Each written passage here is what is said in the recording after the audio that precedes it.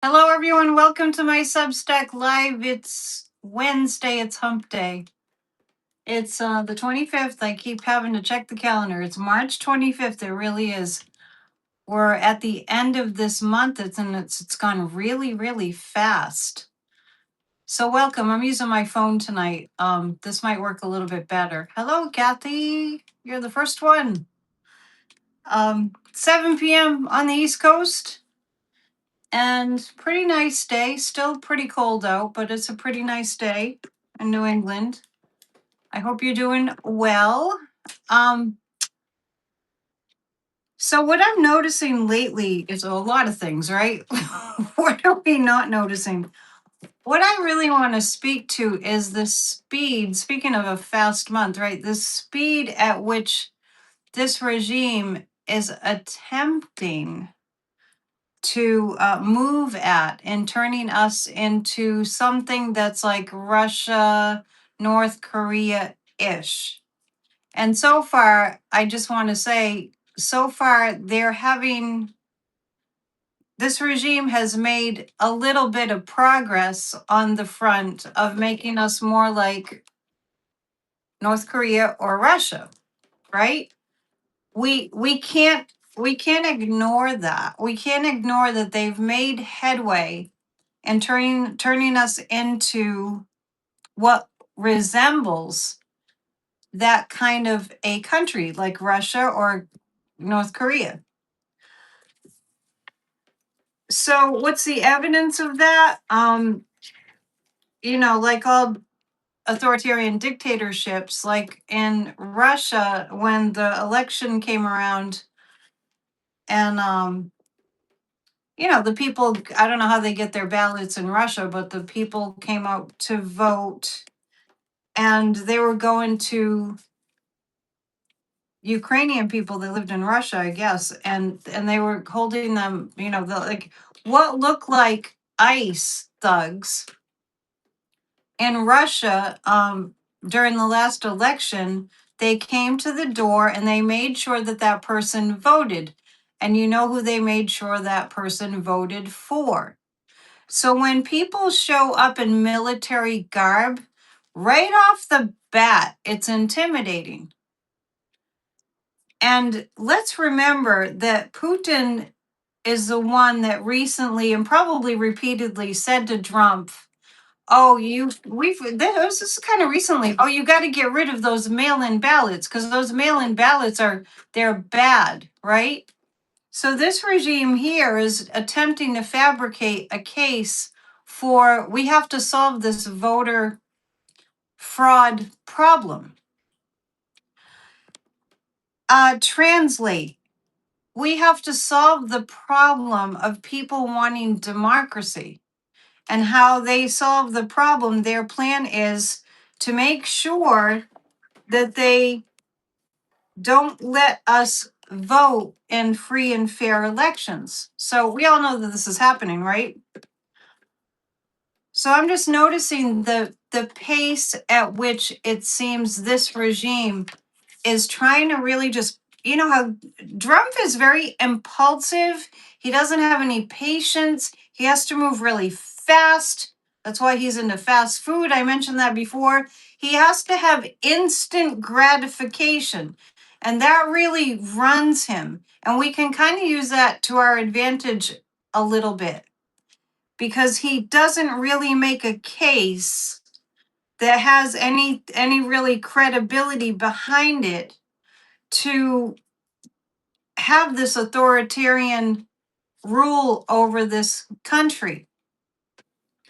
The fact that they're screaming voter fraud, voter fraud, voter fraud, voter fraud, that they just keep pounding away, voter fraud, voter fraud.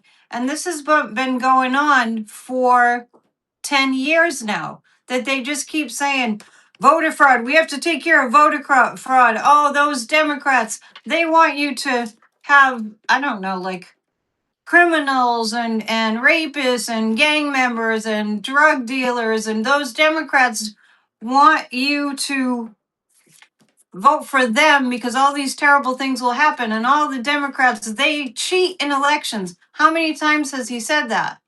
He says that the Democrats cheat in elections. Now, mind you, we've had to listen to this BS for 10 years because he didn't shut up about it when Biden was president, because he didn't even let Biden just be Biden and be president. So the fact of the matter is, Trump is kind of, what do they call it? Jumping the shark from an old Happy Days episode. Trump has been trying to jump the shark. He's been trying to jump right into, without having done the preliminary work, being an authoritarian, without taking into consideration this is going to take some convincing of the people. And just because he convinced nearly half the population for a certain amount of time, that doesn't mean it's going to continue to succeed, because now he's faced with MAGA turning on him because he's doing such a horrific job. Unless you look at it this way, he is doing a masterful job at destroying the United States of America. But when they cry voter fraud, they have not really, truly, ever offered evidence, right? We're a nation in which this is the law of the land. We're a nation in which this being the law of the land for many years gave us a certain level of trust, because its only keepers are the people, says the United States Constitution. And that's a quote by George Washington. I show it to you all the time. So they cry voter fraud, but they've never in 10 years come up with any evidence. And we, the people, are like, okay, well, we want free and fair elections. So if you think that there was voter fraud, show us the evidence. And we went through it with, Sidney Powell and Rudy Giuliani and Trump. And I will never forget this. In 2020, these people, well, that they had fake electors, right? And so this is somewhere in Michigan, I believe, and it was election night 2020. And this crowd of people were at the place where they were counting votes, and they were standing outside the glass doors, and they were pounding on the glass doors, and they were saying this: stop the count, stop the count, on election night 2020.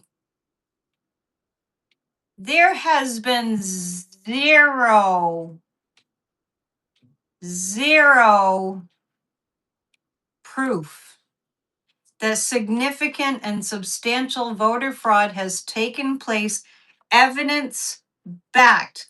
There's been zero proof. I think they came up with, statistically, it was like maybe 30 people over like a 10-year span. I'm just kind of guessing at what the statistics I heard, but just to give you a general idea, over like a 10-year span, a billion votes, maybe 30 were like inaccurate, or you might say, somebody who wasn't on the rolls or somebody who cheated. But cheating in elections was never, ever a thing. So Trump is attempting to do the Putin thing, or to do the Kim Jong-un thing, without recognizing that, it took a long time to get that in place, to get those authoritarian, murderous dictatorships in place. And Trump has not laid the groundwork. And don't get me wrong, I'm not trying to be all Pollyanna on you. I'm just pointing out that this has been a bit of a struggle for him. And what makes it even worse for Trump, and what he wants for himself, for this country, he wants to destroy this country, and he's doing a damn good job of it to date. But what he really wants is to get everybody to get in line. But now he's started a war. I'm telling you, the juggling act that he's doing right now, I don't think anybody who had good cognitive function would be very good at this, because it's a lot to juggle. He's trying to get us distracted from the Epstein files, and so he starts a war. That's why we all call it Epstein's Fury instead of Epic Fury. And at the same time crying voter fraud at a time when the MAGAs are turning on him because of the price of gas and that he started this war and he made promises, that stupid flag that he had out there, Trump, promises made, promises kept. He's broken the promises. And now the MAGAs who are flipping are seeing this and they don't want to vote for him. So now he's doubling down on let's steal people's capability to vote. Hey, Sage. Hey, everyone. I'm glad you're here. So they're going gangbusters on shutting down people's ability to vote. They're going nuts with it. They're all over the place. Like, we have to take care of this voter fraud. We have to take care of this voter fraud. To which we, the normal, sane people who refuse to be gaslit, are saying, what voter fraud? Undocumented immigrants would not vote in elections because, in the old days before they were being rounded up by ICE just a few years ago, they wouldn't have chosen to cheat in an election because if they wanted to stay in this country, they knew it was illegal and they wouldn't even be allowed on the voter rolls. They're continuing to get us to believe that this is a thing. They're going on I think it was Goebbels in Nazi Germany. There were several of them, but the one that said just keep saying something over and over and over again until people believe it. But that doesn't work very well in the United States of America because we have all these different media sources. So once again, what I'm explaining, if you just showed up, what I'm discussing is that this regime is in a race to hurry up, hurry up, hurry up, make this an authoritarian dictatorship without really looking at the pieces that need to be put in place that will be effective. So telling people that we have a problem with voter fraud is not working because we don't have any evidence of that. And if they could fake the evidence of that, they would, which is why Tulsi Gabbard was in Georgia to steal all the voter data so that they can make up something. This is my perspective. So that they can make up something about the 2020 election so they can point to it. They've been trying this for years now so that we can look at it and go, oh no, look, there was voter fraud. Oh, that Biden, he should have never been in office, right? It's not working. Does anybody think it's working? If the MAGAs, if the people who voted for Trump were really wanting him to be president, well, really wanting the Republicans to remain in the majority come November. If they really wanted that, then this regime would figure out a way to entice them into that, correct? The regime would have to figure out a way, right, Kathy?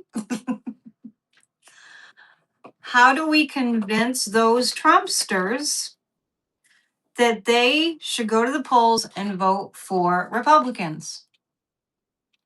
They've lost the plot.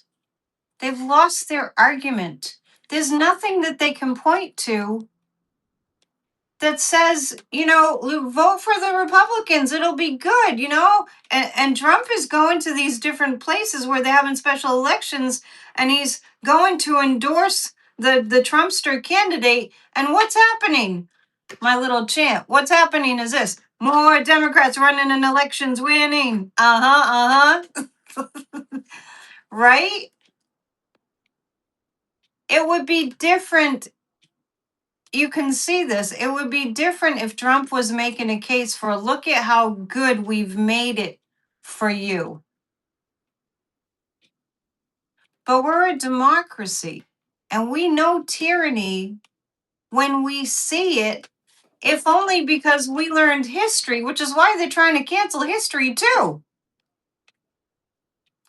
They're attempting to put the United States of America, that has stood for democracy since 250 years ago. They're trying to take the United States of America, for whom its citizens are, it's in our DNA that we don't bow down to kings and tyrants. And here in this book, we have our Bill of Rights. The tyrant kept taking away our human rights. King George kept trying to take away our human rights. He didn't give us our dignity. He treated us like we were just useless POSs, right? So in the face of this type of thing, what's in our democratic DNA, I like that, I just made it up. In our democratic DNA is we decide.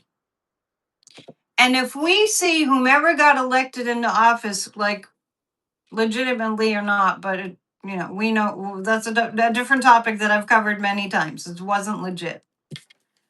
If we don't like what they're doing, just like they didn't like what King George was doing, then what we do is we make our voices heard, and our vote is our voice. After an election, especially in a presidential election, what's said, I think even before they announced the winner, I think, the people have spoken. That's us. That's we, the people. So I know that it has been a long and tedious slog. We all know. We feel it. It's very stressful. But I want you all to know that the power of 250 years of our United States Constitution doesn't just go away like on a breeze. It doesn't just go away like that, as much as he's attempting to make it that way. He's putting his ugly face on everything. He's very insecure right now. He doesn't know what he's doing in terms of what the plan is. All he knows is this knee-jerk reaction. And if they think that we can't stand up to a brain addled, if they think that we can't, we the people, all 340 million of us or something like that, if we think that we can't stand up to somebody who's this compromised, I mean, we can stand up to this. This is who we are. We are fighters. We are the resistance. We are the revolutionaries. We are all the generations that are in the United States of America right now at this time in history. We are the ones that really have a calling to just be who we are. It's that simple, to just be who we are. We are Americans. Did we get lulled into sleep, into believing that everything was going to be taken care of if we just took our eye off of everything? Yes, we did. And this is a massive wake-up call. If we all want to live in ways that we choose to live, then we have to take the reins. And that's not as unattractive of a task as some might be led to believe. Just because something's not been practiced voraciously for a long time. That does not mean that it does not exist. Just because you're out of practice, like it's a springtime now, right? It's coming up on spring weather. I mean, temperature wise, it is officially spring. But just like if you maybe you took the winter off from running or working out, and you just decide I'm going to get back into shape, then you just start to practice. You start to get things rolling. And that's where we are. It's like we're coming out of the winter of democracy and we're coming into the spring, and how beautiful it is that we're having a huge, I think there's 3,200 rallies. I might be wrong about that. It might be more planned for the 28th. And what's happened between the last No Kings rally and this No Kings rally is we think we were pissed then at the last No Kings rally. Look at how many things, I'm trying to think of when the last one was. Look at how many horrific things that this regime has put into place that have destroyed us.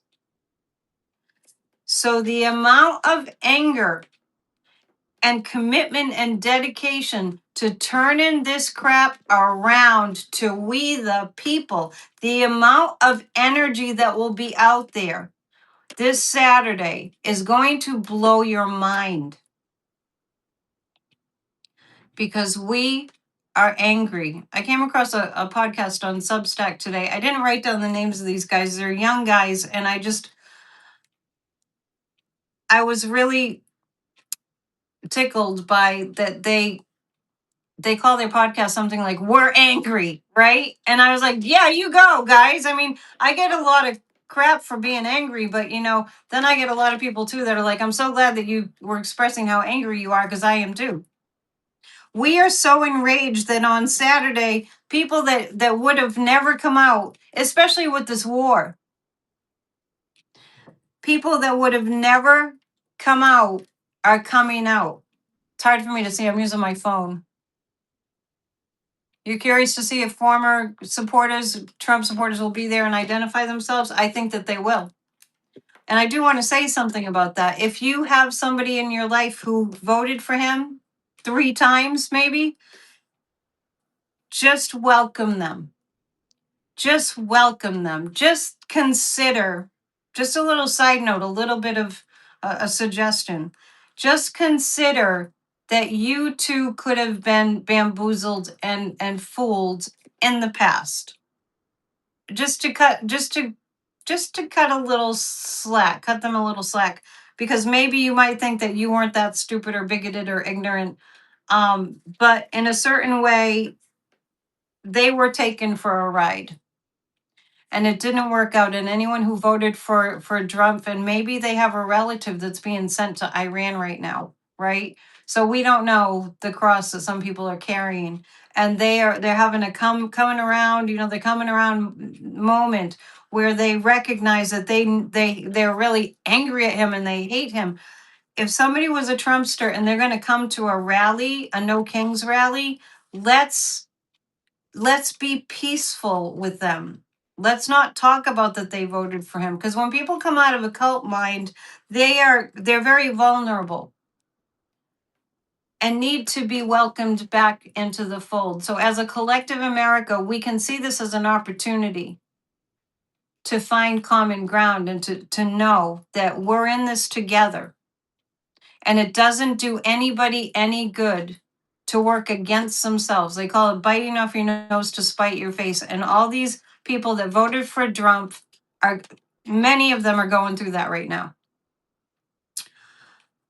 Amongst the horrific things that he is doing, I'm going to name one that really has my blood boiling. I'm really angry about it. They had planned to build, and I think they had started to build already, off the East Coast, huge wind farms. And it was a French company, and you may have heard of this. Trump has had a problem with windmills since day one. I've never heard somebody just cuss out in so many ways. Just demolish a piece of equipment ever. I've never heard such a thing. I harken back to the days when, I remember that Jimmy Carter put solar panels on the White House. And from my perspective, that's when we really had democracy. And Jimmy Carter said to this nation, energy can be free, right? So we all know the reason that Trump is canceling, and it really begs the question, why does he get to cancel this deal that's good for everybody? It's good for the climate. It's good for, I've gone on about my electric bill. One person living in an apartment, it's unbelievably high. And I use fairy lights. I never even turn on overhead lights. I turn on and I don't have electric heat. I turn on little lamps. I barely use any electricity.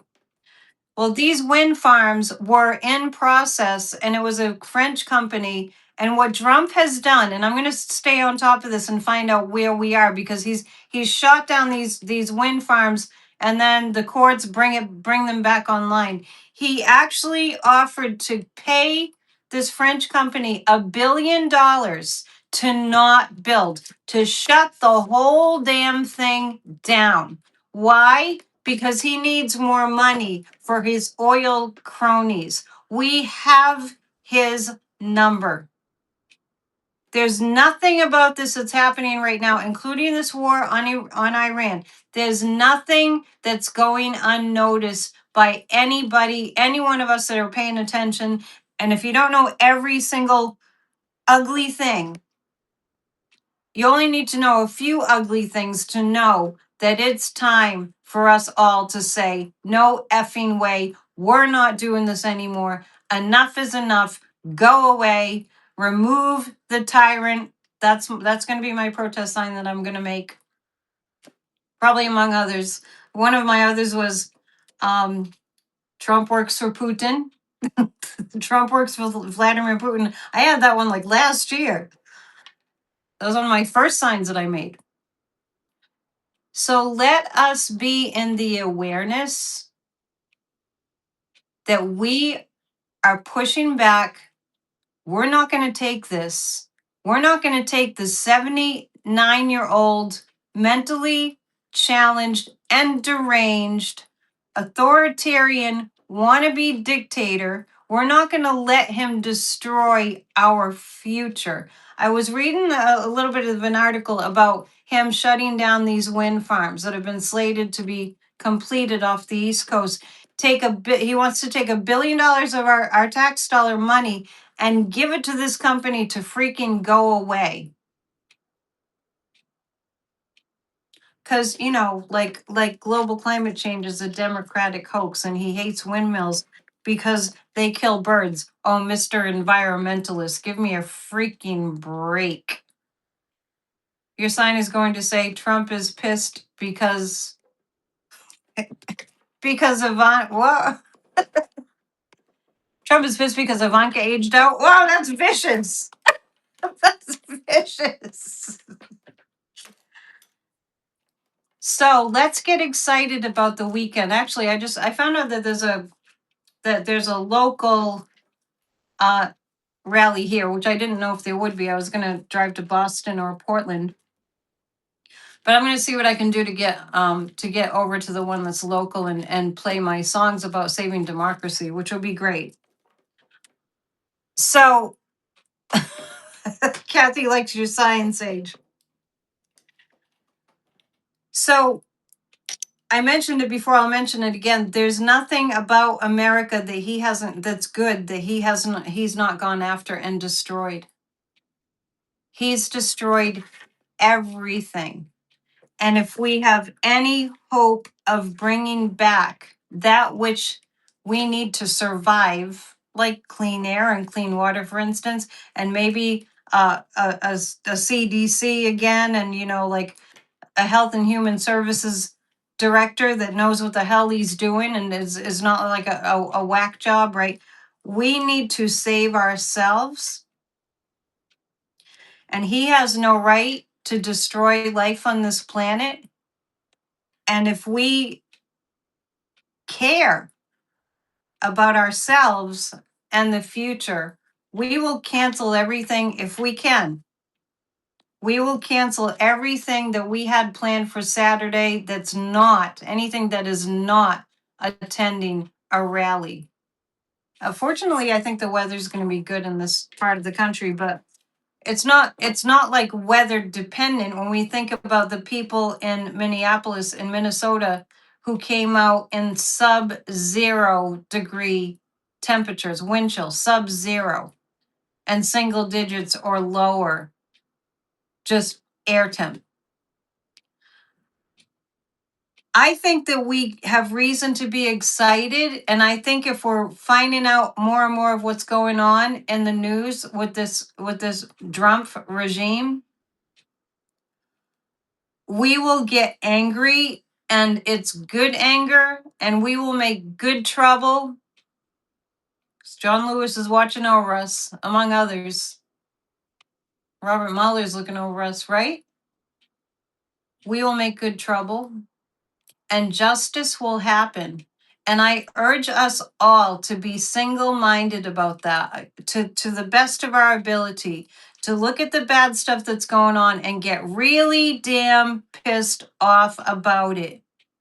And to go, oh, well, that's good energy. I was feeling kind of sluggish, but now that I'm all pissed off, I can't wait for those rallies.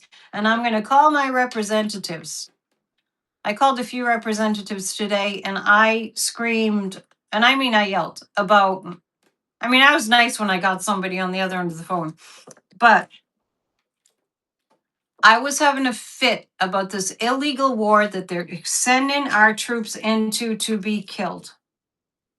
Because we know that Trump doesn't give one iota about anybody's physical life. Quite to the contrary. And I am screaming about why Congress is not having hearings about this illegal, unconstitutional war. And if they're not having the hearings, why they're not making why the Democrats right now aren't making a huge fuss about that. That is wrong to the core. So if you're calling your representatives, especially if you're calling Democratic representatives, I urge you, you have 2 more days in the week. I urge you to call your representatives and to yell at them for nobody standing up for, we need hearings in Congress right now, not later. It was bad enough that when he started this illegal war in Iran, he did it in the middle of the night, and they didn't rush back to Congress. They didn't rush back to Washington, D.C. to address what had just happened. Sin number 1 of this scenario. So, they could redeem themselves from that horrific thing even if they're not getting the hearings right away, if they put up a big fuss about it, so we're hearing about it all over social media and everywhere, the Democrats saying, we need congressional hearings now. So that was my call. Those are my calls that I made. Why are you not talking about it? That we need congressional hearings about this illegal war now. Is that too much to ask for them to just be putting up a stink about it? As our soldiers are heading over there and we don't know what's going on because they're trying to shut down the media, which they're not succeeding in doing, by the way. That's not an easy thing to do in 2026. So I leave you with that. I welcome your thoughts. I welcome your sharing and your thumbs up and hearts when this goes up to YouTube especially. I'll be back tomorrow. We're going to talk a lot about getting ready for this rally Saturday. It won't be the last one. We are just really getting the engines revved up to do what they're trying to do and all their stupidity. They're trying to just flip America into being an authoritarian regime like it's fast food. It's not happening. And with that, I say to you, thank you for showing up, and I will see you soon. And I like to say, namaste. Keep the faith. You're doing great. We're all doing great. Bye.